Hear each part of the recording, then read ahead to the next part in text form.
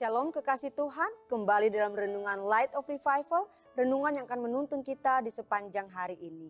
Mari kita membuka firman Tuhan dari Hakim-Hakim pasal yang ke-6, ayat 1 sampai ayatnya yang ke-6, tapi kita hanya akan membacakan ayat 1 dan ayat yang ke-6 saja. Beginilah bunyi firman Tuhan. Tetapi orang Israel melakukan apa yang jahat di mata Tuhan. Sebab itu Tuhan menyerahkan mereka ke dalam tangan orang Midian 7 tahun lamanya.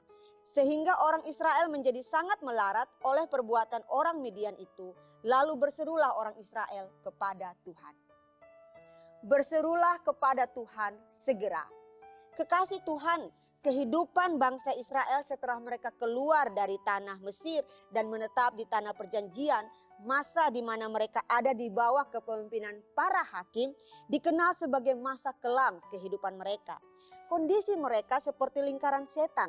Jika ada seorang hakim yang memerintah di antara mereka, maka dapat dipastikan bahwa keadaan mereka aman dan sejahtera dan mereka menyembah Tuhan.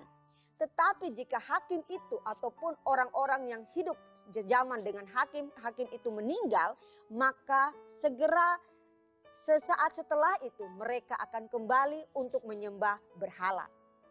Dari bacaan kita, Allah membangkitkan Gideon setelah mereka mengalami keamanan selama 40 tahun di bawah kepemimpinan Deborah. Ayat 1 menjelaskan bagaimana keamanan negeri membuat mereka terlena dan melakukan apa yang jahat di mata Tuhan. Sehingga Tuhan menghukum mereka dengan cara membiarkan mereka dijajah oleh bangsa asing, yaitu bangsa Midian.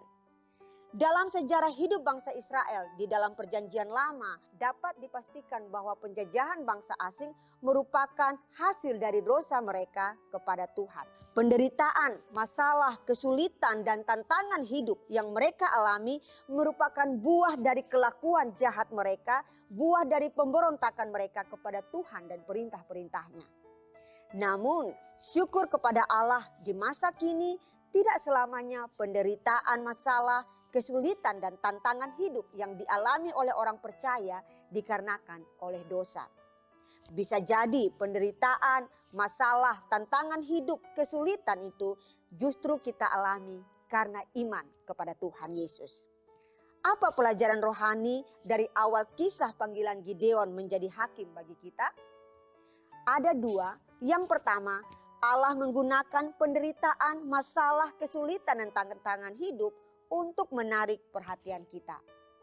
Kekasih Tuhan, jika kita membaca ayat 2 sampai ayat yang kelima, itu menunjuk pada penderitaan, masalah, kesulitan dan tantangan yang dialami oleh bangsa Israel. Itu bukanlah penderitaan yang ringan, bukanlah masalah atau tantangan yang ringan. Penderitaan itu begitu berat sehingga mereka membuat tempat-tempat perlindungan di gunung-gunung sekitar mereka. Bukan hanya itu saja, penderitaan, masalah, kesulitan dan tantangan yang mereka hadapi itu bahkan membuat mereka melarat. Seperti yang kita baca di dalam ayat yang ke-6 tadi. Allah memang menghukum mereka oleh karena kelakuan jahat mereka. Tetapi pada saat yang sama Allah juga menggunakan hukuman itu untuk menarik perhatian mereka kembali kepada Allah. C.S. Lewis, seorang penulis Kristen, dan salah satu buku yang terkenal adalah Chronicles of Narnia, mengatakan bahwa Allah berbisik kepada kita dalam kegembiraan kita, berbicara dalam hati nurani kita, tetapi Ia berteriak dalam kesakitan kita. Penderitaan merupakan megafon Allah untuk membangunkan dunia yang tuli. Dengan kata lain, sebenarnya ketika kita mengalami penderitaan, kesulitan, masalah dan tantangan hidup, Allah mau kita mencari Dia. Allah mau kita menemukan Dia. Ia seperti sedang menanti kita dengan tangan terbuka untuk menyambut kita.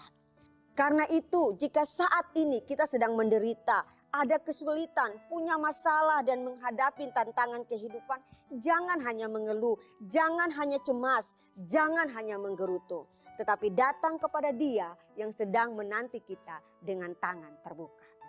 Yang kedua, berserulah kepada Tuhan segera.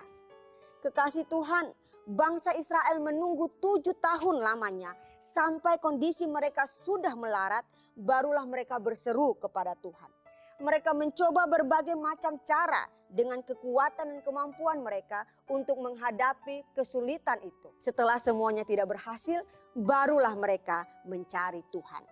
Saya teringat ada satu stiker yang pernah saya baca di sebuah mobil berkata demikian, "Try Jesus if others fail."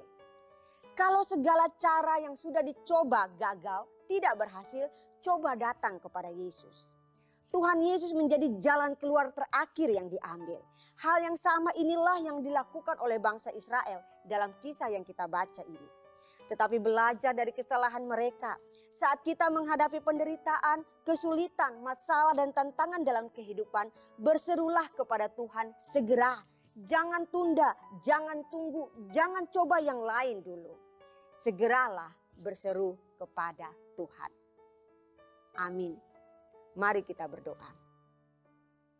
Bapa yang kami sembah di dalam nama Tuhan kami Yesus Kristus, tolong kami hari ini ya Tuhan untuk selalu mengutamakan Engkau, memprioritaskan Engkau dalam kehidupan kami. Saat kami menghadapi bahaya kehidupan, saat kami menghadapi penderitaan, tantangan dan kesulitan dalam kehidupan kami, biarlah kami selalu mencari-Mu terlebih dahulu Tuhan. Kami segera berseru kepadamu karena Engkau menanti kami dengan tangan terbuka.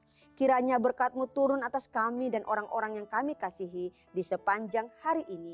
Dan segala perbuatan kami boleh menyenangkan hati-Mu. Di dalam nama Tuhan kami Yesus Kristus kami berdoa kepada Bapa di surga. Amin. Kekasih Tuhan, selamat menjalani hari dalam berkat Tuhan. Dan mari jadikanlah firman Tuhan sebagai terang dan pelita dalam kehidupan kita. Shalom, Tuhan Yesus memberkati.